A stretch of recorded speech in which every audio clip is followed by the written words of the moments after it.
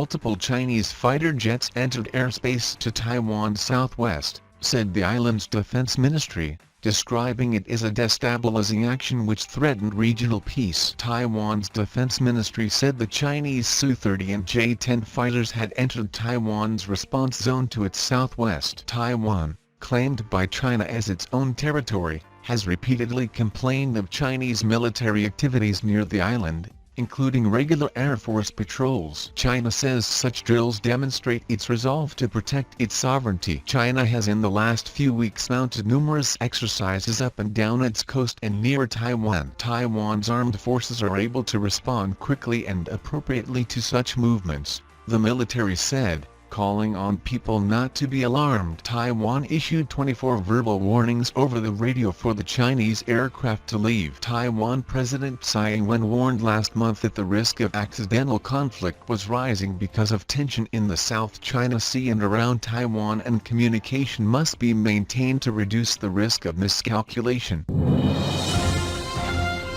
India and Japan have signed a key agreement for reciprocal provision of supplies and services between their defense forces, which is expected to drive closer military cooperation and contribute to regional security. The acquisition and cross-servicing agreement between Japan's self-defense forces and India's armed forces was signed by Japanese Ambassador Satoshi Suzuki and Defense Secretary Ajay Kumar in New Delhi. The agreement is expected to facilitate smooth and prompt provision of supplies and services between the two sides, promote closer cooperation between the self-defense forces of Japan and India's armed forces, and enable them to actively contribute to international peace and security, the statement said. The supplies and services covered by the pact include food, water, transportation, including airlift, petroleum, clothing, communications and medical services, use of facilities, spares and components, and repair and maintenance services.